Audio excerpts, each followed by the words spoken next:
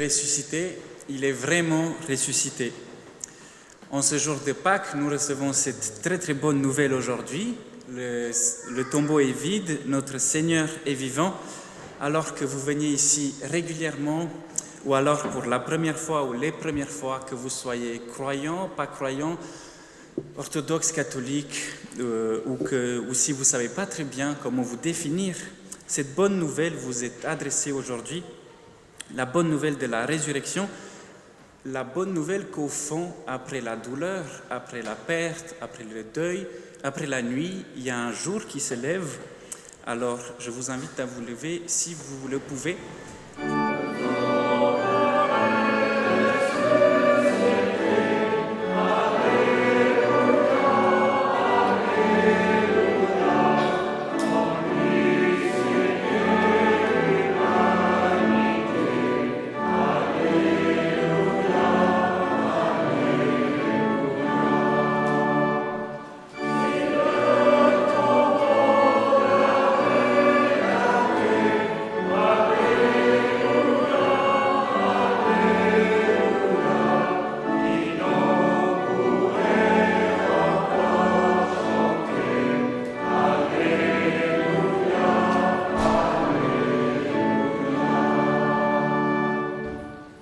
Nous restons debout pour la louange et nous disons à Dieu notre joie. En ce jour de Pâques, nos cœurs débordent de joie. Ils débordent de joie parce que, Seigneur, tu es le Dieu des commencements inattendus. Tu es le Dieu qui ouvre des chemins là où nous n'en voyons aucun. Tu viens bousculer nos attentes, tu déplaces nos certitudes, tu élargis notre intelligence de tes œuvres. Seigneur, nous reconnaissons aussi en nous les disciples de ton Fils, les disciples qui sont longs à comprendre, incapables d'imaginer que la vie puisse surgir du tombeau. Et pourtant, Seigneur, tu relèves Jésus d'entre les morts et avec lui, tu relèves aussi le monde. Alors nous recevons cette bonne nouvelle aujourd'hui comme une promesse déposée au cœur de nos existences. C'est la vie qui a le dernier mot sur la mort. Et comme la terre au printemps se réveille après l'hiver, tu fais lever en nous une espérance nouvelle, tu mets en route et en mouvement ce qui semble figé et fixe, tu fais grandir ce qui paraissait disparu. Seigneur, en ce jour, ouvre nos yeux à ta présence, nos cœurs à la vie que tu nous donnes, à toi la louange, Dieu de vie pour les siècles des siècles. Amen.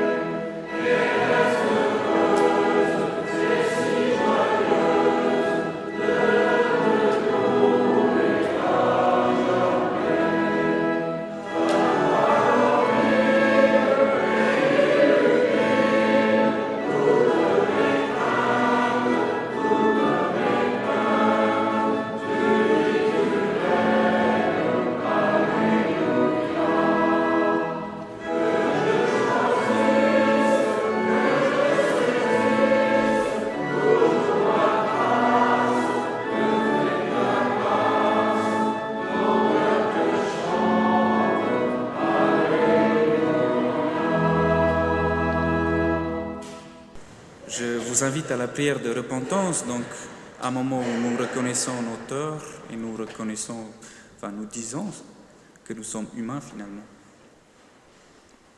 Seigneur notre Dieu, tu nous appelles à la vie. Tu nous appelles hors du tombeau, tu nous appelles par nos noms. Et pourtant, nous restons souvent à l'intérieur de notre petite grotte, à l'intérieur de notre tombeau.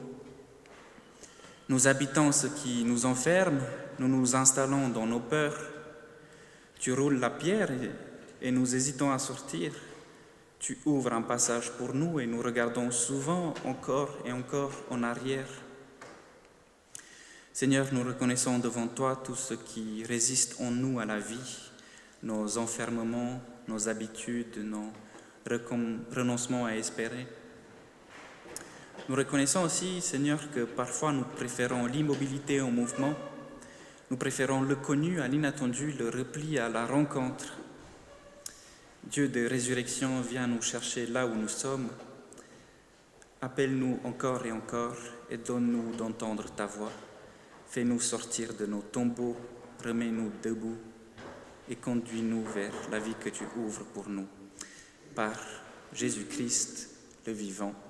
Amen. Pour recevoir le pardon, écoutons cette parole de l'apôtre Paul dans la lettre aux Romains.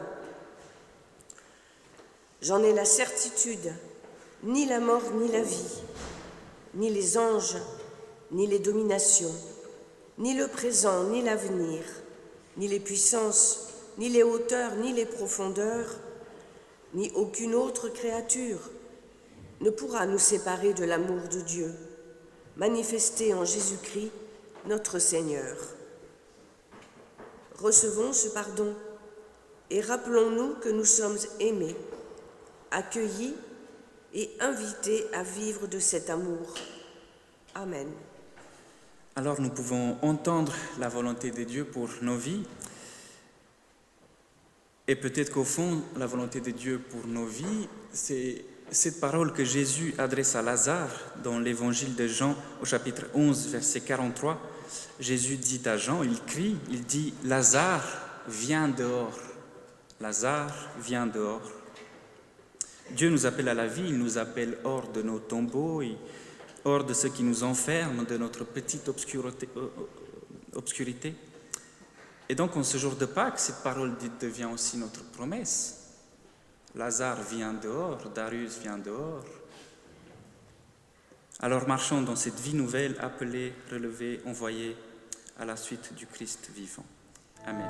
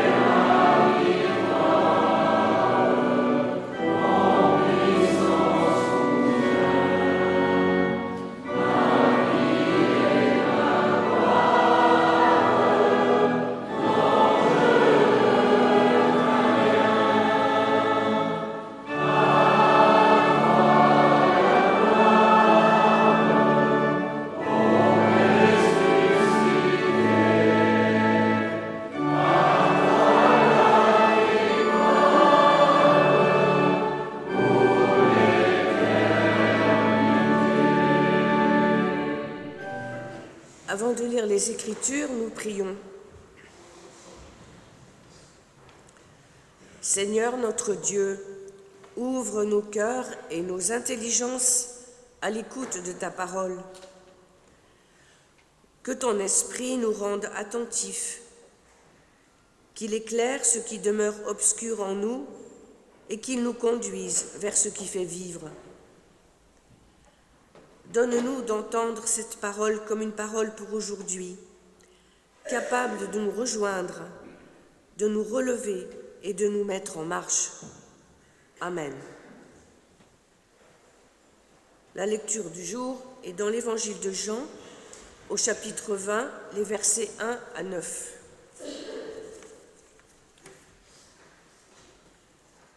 Le premier jour de la semaine, Marie-Madeleine vient au tombeau dès le matin, alors qu'il fait encore sombre, et elle voit que la pierre a été enlevée du tombeau. Elle court trouver Simon-Pierre et l'autre disciple, l'ami de Jésus, et elle leur dit « On a enlevé le Seigneur du tombeau et nous ne savons pas où on l'a mis. » Pierre et l'autre disciple sortirent donc pour venir au tombeau. Ils couraient tous deux ensemble. Mais l'autre disciple courut plus vite que Pierre et arriva le premier au tombeau. Il se baisse, voit les bandelettes qui gisent là, pourtant il n'entra pas. Simon-Pierre, qui le suivait, arrive. Entrant dans le tombeau, il voit les bandelettes qui gisent là et le linge qui était sur la tête de Jésus. Ce linge ne gisait pas avec les bandelettes, mais il était roulé à part dans un autre lieu. Alors l'autre disciple, qui était arrivé le premier au tombeau, entra aussi. Il vit et il crut, car il n'avait pas encore compris l'Écriture, selon laquelle il devait se relever d'entre les morts. Les disciples s'en retournèrent donc chez eux.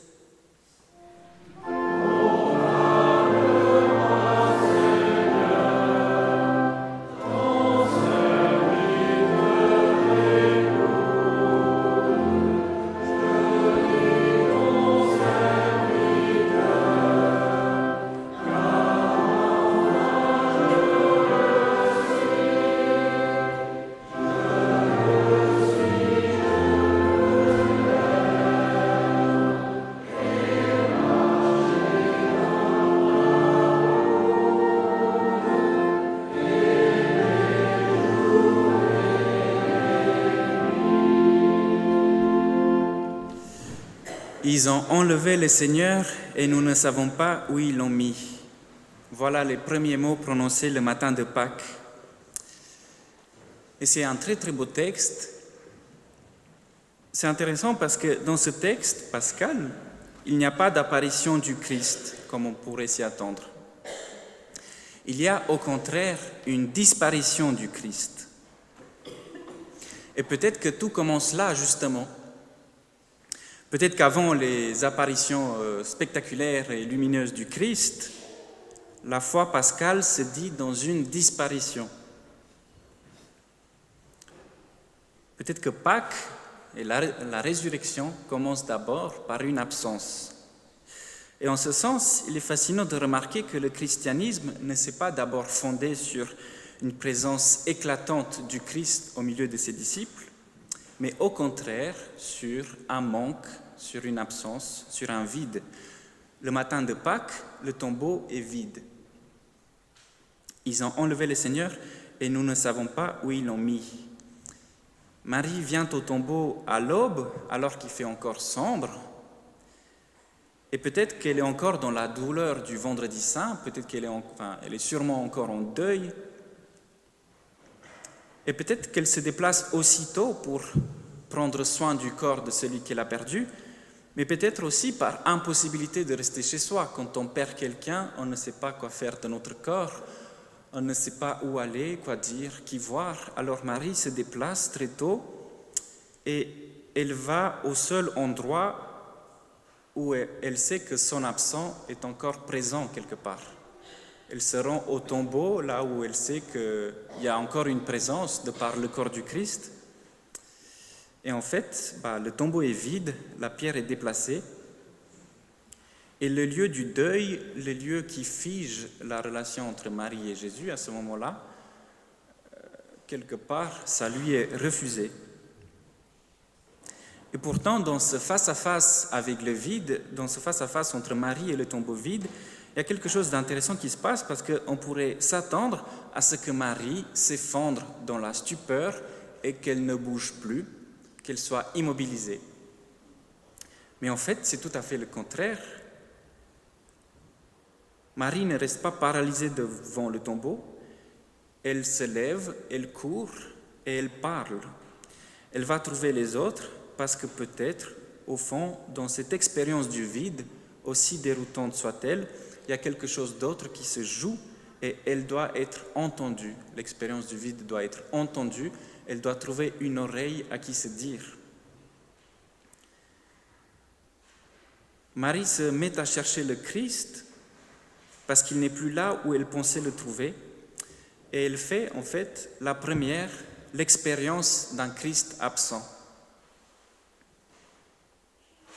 Et c'est peut-être ça que nous avons parfois du mal à entendre, c'est que l'absence peut devenir lieu de révélation. Parce que comme Marie, nous découvrons que Dieu ne se laisse pas posséder, mais qu'il se donne à chercher. Bonhoeffer écrivait dans les derniers mois de sa vie que nous devons apprendre à vivre devant Dieu, sans Dieu, c'est-à-dire dans cette tension d'une présence absente, dans une fidélité à un Dieu qui se retire pour que l'homme et la femme puissent se tenir debout. Et en fait, si on réfléchit bien, rien dans les évangiles ne nous donne un Christ saisissable. Jésus écrit une fois de sa main, dans le temple il écrit par terre, mais nous n'avons pas de traces de ce qu'il a écrit, donc quelle langue, comment. Nous n'avons pas de portrait, nous n'avons pas de traces matérielles durables du Christ, ou en tout cas notre Église ne le reconnaît pas de bout de bois de la croix, ou on n'a pas de matière du Christ. Et peut-être que cette absence nous sauve d'un rapport idolâtrique au Christ, même si on peut toujours en avoir. Mais si on pense au veau d'or dans Exode 32, le peuple supporte mal l'absence de Moïse.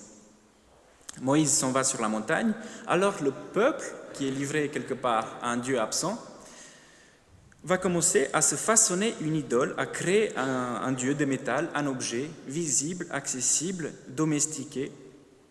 Et en fait, c'est la tentation de ramener Dieu à ce que nous pouvons voir, saisir, contrôler, un Dieu à portée de main. Et ça, c'est très rassurant d'avoir un Dieu à portée de main. Parce qu'on peut le bouger, on peut le mettre là où on veut, on peut lui faire dire ce que l'on veut. Et c'est très rassurant de le voir. Le veau d'or, alors, c'est le symbole d'une théologie de l'immédiateté. Une théologie de l'immédiateté sans distance, sans mystère, sans quête. Peut-être, par sa disparition le matin de Pâques, le Christ nous appelle à un autre rapport, non pas celui de la possession, mais de la quête. En effet, le Christ ne se donne pas comme possession ou connaissance. Et Marie, en cherchant Jésus, devient la première figure de ce mouvement spirituel, littéralement, qui est peut-être le cœur même de la foi chrétienne. Chercher un Christ insaisissable, chercher un Christ qu'on ne peut pas posséder. Et la quête de Marie, c'est notre quête à nous. Elle nous apprend que chercher, c'est croire. Marie est la première à se lever, à courir, à faire entendre cette absence. Et c'est d'autant plus remarquable qu'au 1er siècle, le témoignage d'une femme n'est pas recevable. Il y a plein de textes des écrits juifs qui nous disent littéralement que si une femme est témoin d'un événement ou de quelque chose, son témoignage n'est pas recevable. Alors c'est Marie qui nous apporte cette nouvelle de l'absence du Christ.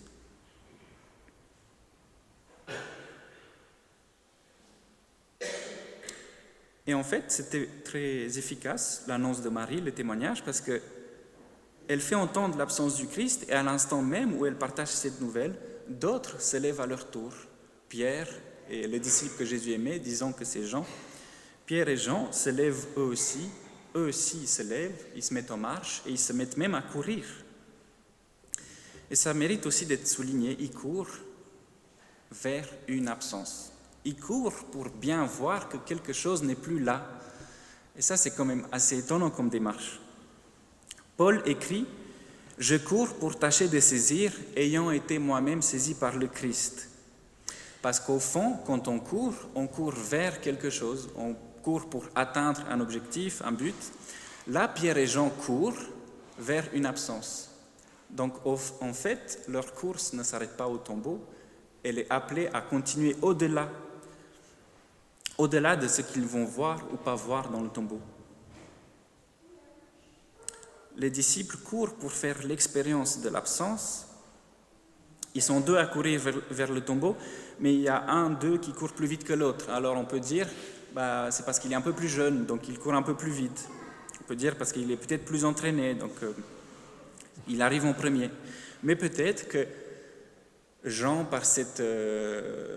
en nous décrivant cette intensité de course, veut nous parler d'un lien, d'une proximité qu'il y aurait entre ses disciples que Jésus aimait et Jésus. Peut-être que Jean court plus vite parce qu'il aime un peu plus Jésus. Mais ses disciples qui courent plus vite, c'est étonnant parce qu'une fois qu'il arrive devant le tombeau, il s'arrête, il ne rentre pas. Et il y a peut-être là quelque chose de très juste à saisir sur les relations. Jean court vite, peut-être parce qu'il désire retrouver son maître. Mais en même temps, c'est ce désir-là qui l'empêche de rentrer dans le tombeau. Et peut-être que ça nous dit quelque chose sur la manière de nous rendre proches. Peut-être que Jean est plus proche de Jésus parce qu'il sait garder une distance. Et c'est peut-être le désir de le retrouver qui le fait garder une distance. Parce qu'au fond, il sait qu'il ne peut pas saisir son maître. Alors que Pierre, lui, il rentre, il ne se pose pas la question. Mais peut-être qu'on peut entendre aussi cette capacité à courir vers l'autre, à se rendre proche, sans jamais posséder l'autre. Alors ce matin de Pâques, le Christ n'est plus dans le tombeau, il a disparu. Et c'est peut-être une invitation à une présence discrète, non possessive. Il est là, mais autrement, il est là où 2 ou 3 sont rassemblés en son nom. Le Christ n'est plus dans le tombeau et il n'est pas encore en Galilée. L'ange le dit, il n'est pas ici, il est ressuscité. Allez dire à ses disciples qu'il vous précède en Galilée. Alors le Christ n'est plus dans le tombeau et il n'est pas encore en Galilée. Le Christ du matin de Pâques, c'est un Christ hors cadre. C'est un Dieu qui est toujours là, qui n'est jamais là où on pensait le trouver, qui est toujours ailleurs. Et c'est parce que c'est un Dieu qui est toujours ailleurs qu'on est toujours appelé à le chercher. Peut-être que ça nous rassurerait beaucoup de le trouver, de le posséder, de dire, voilà, maintenant tu es là. Mais peut-être que le rapport auquel le Christ nous invite, c'est un rapport de quête, c'est une course, c'est un élan vers autre chose, c'est ce désir de le trouver sans jamais vraiment le trouver, ou alors le trouver, mais plus tard. En tout cas, en se retirant, le Christ laisse à ses disciples la possibilité de se lever par eux-mêmes. Marie, peut-être qu'elle était dans le deuil avant le tombeau, une fois qu'elle a vu le tombeau vide, elle court, elle dit aux autres. Pierre et Jean se mettent aussi, ils se lèvent, ils ne sont plus dans le deuil, ils courent parce qu'ils veulent chercher, ils veulent trouver. Et c'est peut-être cela en fait la grâce ultime de l'accompagnement véritable. Espérer secrètement que celui qu'on accompagne vient à dire un jour, désormais, je peux marcher seul, désormais, je peux me tenir debout. Alors, à notre tour, mettons-nous en mouvement comme Marie, Pierre, Jean, mais en fait tous les autres disciples qui se mettent à la suite du Christ, avançant pas en comprenant tout, parce que ce matin on a un peu de soleil, mais on peut toujours se dire que, comme dans le texte, Marie se rend au tombeau alors qu'il fait encore sombre. Elle ne comprend pas tout, et nous, on ne comprend pas tout non plus. Peut-être qu'il fait encore sombre dans nos vies, il fait encore sombre dans notre capacité à comprendre ce Christ qui nous échappe. Mais cherchons là où le Christ nous précède dans la relation à l'autre et dans l'amour qu'on peut offrir aux autres. Amen.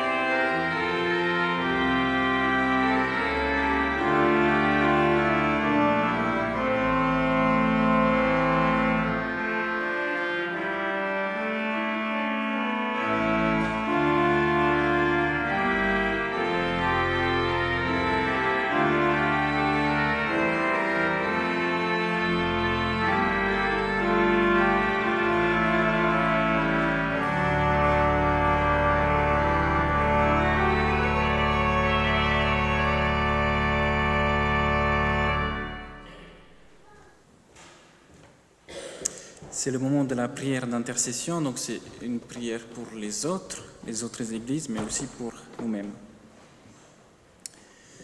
Seigneur, ce matin nous célébrons la vie et nous choisissons de le faire en regardant en face le monde dans lequel nous vivons.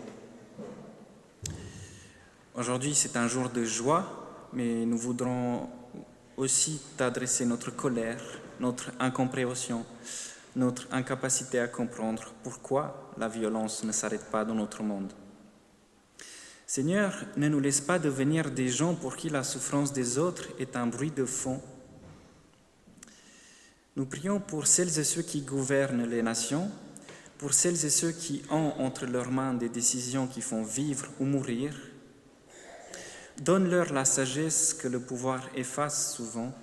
Donne-leur le courage de choisir la paix quand la guerre semble plus facile. Et donne aussi le pouvoir et la force à celles et ceux qui ne l'ont pas de le réclamer. Nous pensons aussi ce matin, dans cette matinée où nous fêtons la résurrection, à celles et ceux que nous avons perdus.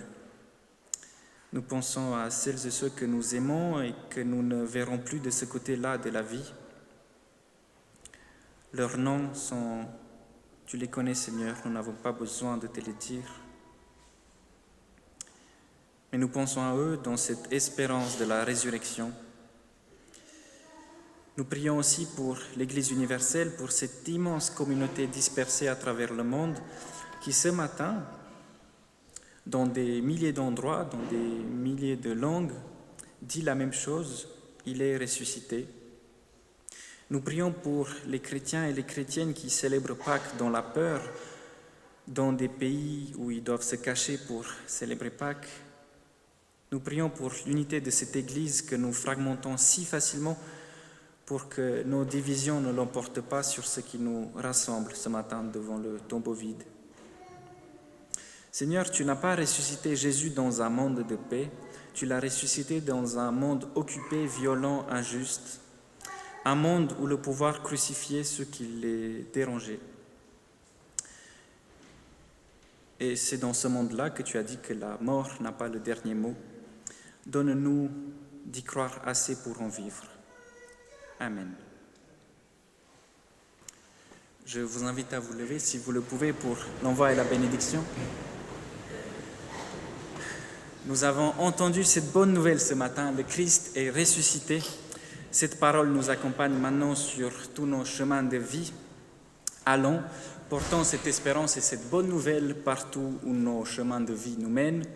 Le Dieu de la vie nous bénit, le Christ ressuscité nous relève sans cesse et nous met en mouvement. Le Saint-Esprit nous accompagne, nous fortifie et nous renouvelle chaque jour. Allons dans la paix. Amen.